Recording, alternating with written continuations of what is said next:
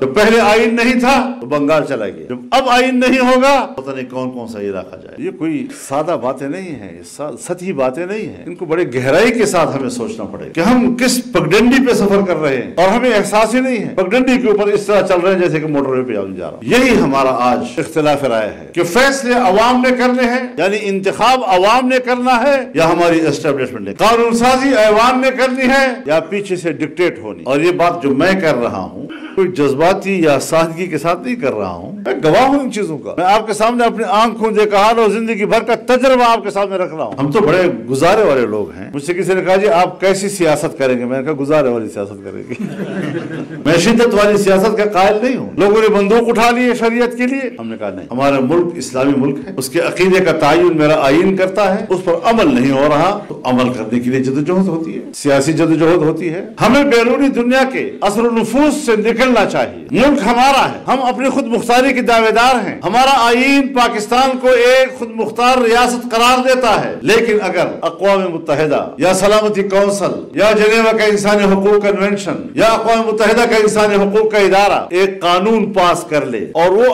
آپ کے ملک کے اندر کے قانون سے متصادم ہو تو پھر آپ کے ملک میں آپ کا قانون مؤثر نہیں ہے، وہی بین الاقوامی قانون مؤثر ہو جاتا ہے، تو آزادی کہاں رہی قوموں کی؟ تو ہمیں سوچنا چاہیے کہ ہماری سیاست ان کے کنٹرول میں چلی گئی ہے، معیشت ان کے کنٹرول میں ہے، معیشت ورلڈ بینک کے ہاتھ میں چلی گئی، IMF کے ہاتھ میں چلی گئی، FATF کے ہاتھ میں چلی گئی، بین الاقوامی ادارے آپ کو کنٹرول کر رہے ہیں، آپ کا بجٹ پاکستان میں بیٹھ کر وہ بناتے ہیں اور آپ اسمبلی میں پڑھ رہے ہوتے ہیں، آئے روز آپ کو IMF کو جواب دینا ہوتا ہے، آپ ان کے شرائط پر پورا اتر رہے ہیں یا نہیں اتر رہے، آپ کو قرضے کی نئی قسط ملے گی یا نہیں ملے گی، اور اس کی حیثیت ایک کلید کی ہے کہ جب تک وہ ہاں نہیں کرے گا دنیا کا کوئی ملک آپ کو نہ مدد دے سکتا ہے نہ آپ کو قرضہ دے سکتا ہے۔ تو آپ کی معیشت تو پہلے دن سے قرضوں پہ ہے، جب سے مرحوم شہید لیاقت علی خان وزیر اعظم کی حیثیت سے امریکہ میں گئے اور اس وقت سے جو ہمیں پیسہ ملا اور باہر کے پیسے کے ہم عادی ہوئے، ہمارے منہ کو لگا ہے، آج تک ہم باہر کے قرضے کے بغیر اپنے وسائل پر ملک کو چلانے کے قابل نہیں ہوئے۔ تو آج بھی صورتحال ہے،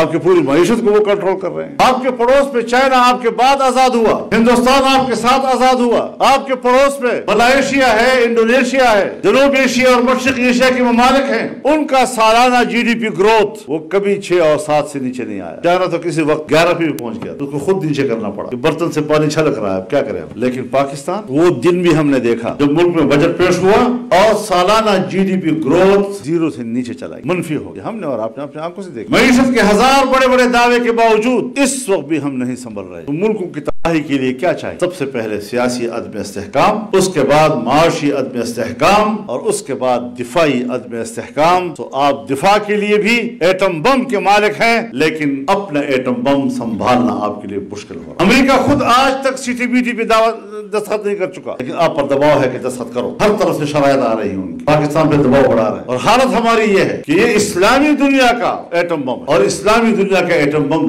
ہوتے ہوئے آج میرے مسلمان بھائی فلسطینی پر جو گزر رہی ہے، اور اکتوبر سے لے کر اب فروری تک 31,000 وہاں کے مسلمان شہید ہو چکے ہیں، سر چھپانے کی جگہ ختم ہو چکی ہے، بارشیں برس رہی ہیں اور مائیں کیچڑ میں بیٹھ کر اپنے سر جھکا کر اپنے بچوں کو سایہ دے رہے ہیں، گھاس کھا رہے ہیں۔ چھوٹے بچے جب گھاس کھائیں گے تو فوڈ پوائزننگ نہیں ہوگی اور اس سے وہ شہید ہو جاتے ہیں۔ وہ چھوٹے چھوٹے بچے جو شیرخوار تھے آج وہ زندہ ہیں، وہ جب جوان ہوں گے ان کو پتہ نہیں ہوگا ہم کس کے اولاد ہیں، نہ اس کی ماں رہ گئی، نہ اس کا باپ رہ گیا، نہ خاندان رہ گیا۔ اب کہاں گیا انسانی حقوق؟ اور امریکہ کی خارجہ پالیسی کی اساس وہ انسانی حقوق، کسی بھی ملک پہ انسانی حقوق کا مسئلہ کھڑا کر دے گا براہ راست اپنے فوج داخل۔ میرے پاس آئے تھے امریکی سفارتخانے سے کچھ لوگ، مجھے کہا میں افغانستان میں تشویش ہے اس بات پر کہ وہاں انسانی حقوق محفوظ۔ میں نے کہا کون سے انسانی حقوق محفوظ نہیں ہے؟ کہتے ہیں بچیوں کی تعلیم پر پابندی ہے۔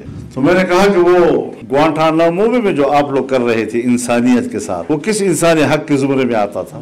وہ جو شبرغان جیل میں اور بگرام کے قید خانوں کے عقوبت خانوں میں اور تمہارے سمندروں کے اندر بحری بیڑوں کے اندر کے عقوبت خانوں میں جو انسانیت کے ساتھ ہو رہا تھا، کس انسانی حق کے زمرے میں آ رہا تھا؟ اور آج 4-5 مہینے کے اندر 31,000 مسلمان بچے، مائیں، بہنیں، عام شہری شہید ہو چکے ہیں، اور اس کے باوجود بھی امریکہ اور یورپ اسرائیل کو مدد دے رہے ہیں، ان کی پشت پہ کھڑے ہیں، ان کی فوجیں لڑ رہی ہیں ان کے ساتھ۔ کس انصاف کی بات کرتے ہیں؟ لیکن اس سے زیادہ تعجب مجھے اسلامی دنیا پر ہے، ان کے حکمرانوں، کہاں گئی ان کی حمیت و غیرت؟ کہاں گئی وہ مسلم یونٹی، वहदत उम्मा जिसका दर्स जनाब रसूलुल्लाह सल्लल्लाहु अलैहि वसल्लम ने दिया, कहाँ गई वो बेकरारी? ईमान का रिश्ता होता तो कम से कम इस्लामी दुनिया के हुक्मरानों में कुछ तो गैरत होती, कुछ तो हमीयत होती। अल्फाज के हद तक तो हम भी करारदादे पास कर लेते हैं, एक दफा नहीं बार बार पास कर लेते हैं। मैं आज भी समझता हूँ कि उम्मत मुस्लिमा उनकी मदद को पहुंच, वरना कल आप देखेंगे कि फिलिस्तीन नहीं है वजूद दुनिया, पूरी दुनिया जो है उन पर हमलावर हो गया। पाकिस्तान की अदलिया का कोई फैसला दुनिया के किसी अदालत में बतौर नजीर पेश किया जाता है? ये है आपके अदलिया का मकाम, ये है उनके फैसलों का मेयार। और आप हजरात जब भी अदालत के सामने खड़े होते हैं, किताब खोलते हैं, फलाने मुल्क के अदालत का फैसला ये था, फलाने का फलाना कानून ये कहता है, आपके न कानून की वहाँ पर कोई नजीर पेश की जाती है और न अदलिया के फैसले। और कैसे पेश किया जाए? जुल्फ़िकार अली भुट्टो की इसी सुप्रीम कोर्ट ने फांसी दी और आज आपकी अदालत उज़्मा कहती है कि ट्रायल सही नहीं हुआ। अब बताओ, अब न उस जमाने के जज जिंदा है और न भुट्टो जिंदा हो सकता, और कानूनी तौर पर वो जिंदा है। अब इस अदलिया के फैसलों के लिए हम मुंतजर रहेंगे कि हमें अदल इंसाफ मिलेगा। तो अदलिया जो है उसको भी हमें जरा थोड़ा सा झंझोड़ना होगा कि बंदे तो पुत्र बन जाओ, अपनी कदर कीमत खुद पैदा करो। और तुमने तो अपने को गंवाया है, हमारी इज्जत भी तुम्हारे वजह से गई दुनिया में। बहैसियत कौम हमारे बारे में क्या सोचा जाता है? अदलिया ने फैसला दे दिया और अदलिया ने फैसला। हमारे यहाँ मुकदमा उस वक्त सियासतदान के खिलाफ दायर होता है जब वो एस्टेब्लिशमेंट के खिलाफ आवाज उठाता है। फिर महमूद खान के घर पे भी छापे लगे, उनके बेटे के खिलाफ भी FIR होगा। मैं मजम्मत करता हूँ ऐसे इक़दाम। जब किसी को इक़्तिदार में लाना हो तो 100 मुकदमात एक हफ्ते में खत्म, और जिसको इक़्तिदार से निकालना हो तो एक हफ्ते में 100 मुकदमात। ये हमारा मयार है, हमारे इंसाफ का मयार है। ताकतवर कुव्वत जरा सोचे इस बात पर। मैं तो कहता हूँ हमारे दिल में फौज की कदर होनी, हमारी दिफाई कुव्वत है। लेकिन अगर वो सियासत में उतरती है, वो मेरे इलेक्शन को तपुताश करती है, आवाम की राय को तपुताश करती है, सियासत में मुदाखलत करती है, दिफाई कुव्वत होने के नाते मुझे हक नहीं पहुंचता कि मैं दिफाई इदारे के ऊपर तनकीद करूं। लेकिन अगर वो सियासी इदारा बनने की कोशिश करता है तो कोई कोर कमांडर कॉन्फ्रेंस की करारदाद मुझे तनकीद से नहीं रोक सकता। ये जो आप कहते थे ना कि नवाज शरीफ साहब आ रहे हैं, उम्मीद है पाकिस्तान, इसहाक डार साहब आएंगे तो डादर की ऐसी तैसी फेर देंगे। ये नारे मत लगाओ। कोई फजल रहमान जो है नहीं बचा सकता पाकिस्तान को। मुफ्ती महमूद मौजूद था, नहीं बचा सका पाकिस्तान। जब कहा गया कि असेंबली का इजलास मुलतवी कर दो तो मुफ्ती साहब चले गए इजलास। जब कहा गया जो जाएगा टांगे तोड़ देंगे तो चले गए वो। जब कहा गया एक तरफ का टिकट लेकर जाए, मुफ्ती साहब 2 तरफ का टिकट लेकर गए भी और आए भी, लेकिन इजलास तो नहीं हुआ। ये वो चीजें हैं। अब हमारी अदलिया को हम क्या कहें? किसने आपको बताया है कि आप बगैर रहनुमाई के आप खत्म नबूवत के केस को छेड़े, जब आपको अबूर ही नहीं है इस मसले के ऊपर? और आपने अपने मुद्दई से मुद्दई से कहा कि आपको मैं सुनना नहीं चाहता, अदालत से बाहर निकाल। सुनने के लिए आप तैयार नहीं हुए। फिर कहते जी अदालत का फैसला मानना पड़ेगा। नहीं मानते हम आप।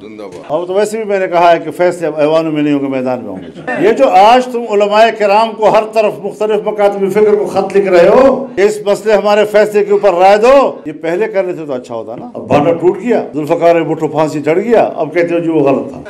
तो ये चीजें जो है वो मुल्क में नहीं चल